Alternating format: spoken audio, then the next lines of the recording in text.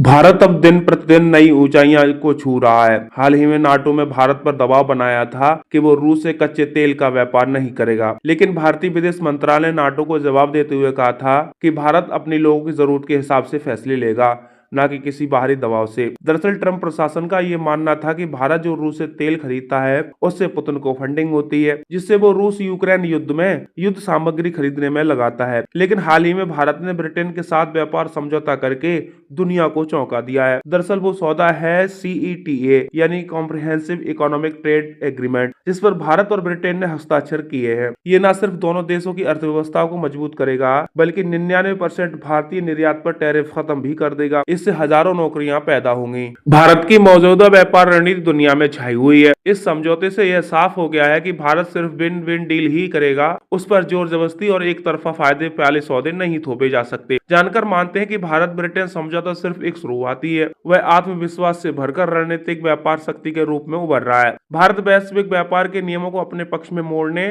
और गेम को बदलने की ताकत भी रखता है। आने वाले समय में होने वाले अन्य बड़े समझौते इस पिक्चर का पूरा करेंगे, क्योंकि एक नहीं कई देश भारत के साथ व्यापार करने के लिए कतार में खड़े हैं। भारत और ब्रिटेन के बीच 24 जुलाई को कॉम्प्रिहेंसिव इकोनॉमिक ट्रेड एग्रीमेंट हुआ। यह भारत की नई व्यापार नीति का महत्वपूर्ण उदाहरण भी है। ब्रिटिश विस्की और कारों पर टैरिफ कम होने से भारतीय उपभोक्ताओं को भी फायदा होगा। यह समझौता यह दिखाता है कि भारत अब केवल वॉल्यूम आधारित बढ़ोतरी पर फोकस नहीं कर रहा है, इसके बजाय वह क्वालिटी और संतुलित समझौते पर जोर दे रहा है। केंद्रीय वाणिज्य उद्योग मंत्री पीयूष गोयल के मुताबिक यह समझौता विकसित राष्ट्रों और उन देशों के व्यापार बढ़ाने पर केंद्रित है जिनके उत्पाद और सेवाएं भारत के पूरक हैं, न कि प्रतिस्पर्धी। भारत और भी कई देशों के साथ व्यापार समझौते करने की दहलीज पर खड़ा है। इन देशों के साथ भारत सक्रिय रूप से बातचीत कर रहा है। इस लाइन में सबसे पहले अमेरिका आता है।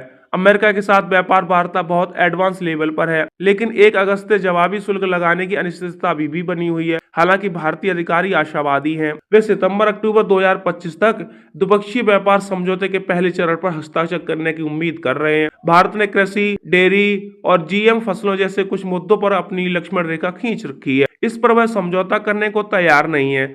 यह भारत की मजबूत स्थिति को दर्शाता है। यह दिखाता है कि वह राष्ट्रीय हितों से समझौता नहीं करेगा। यूरोपीय संघ के साथ भी व्यापार वार्ता तेजी से आगे बढ़ रही है। भारत और यूरोपीय संघ व्यापार और प्रौद्योगिकी परिषद की दूसरी बैठक हाल ही में हुई है। यह दोनों पक्षों के बीच सहयोग बढ़ाने की प्रतिबद्धता को दर्शाती है। यूरोपीय संघ भारत के सबसे बड़े व्यापारिक साझेदारों में से एक है। मुक्त व्यापार समझौता यानी FTA इस संबंध को और मजबूत करेगा। हालांकि सैनिटरी और फाइटो सैनिटरी यानी SPS उपायों जैसे कुछ महत्वपूर्ण मुद्दों पर मतभेद बने हुए हैं। ओमान के साथ FTA लगभग अंतिम रूप ले चुका है। जल्दी हस्ताक्षर होने की उम्मीद भी है। यह खाड़ी क्षेत्र में भारत की व्यापारिक पहुंच को और बढ़ाएगा। भारत चिली, पेरू और न्यूजीलैंड जैसे देशों के साथ भी FTA पर बातचीत कर रहा है, जो भारत की वैश्विक व्यापार पहुंच को विविध बनाने की रणनीति का हिस्सा है। भारत की यह सक्रिय व्यापार रणनीति कई मायनों में वैश्विक व्यापार का खेल बदलने वाली है। भारत अब जल्दबाजी में कोई भी समझौता करने के बजाय अपने राष्ट्रीय हितों को सर्वोपरि रख रहा है। सही समय पर सही समझौते का नजरिया साफ है। यह भारत ब्रिटेन समझौते में भी देखा गया है। इसमें कई बार डेडलाइन चूकने के बावजूद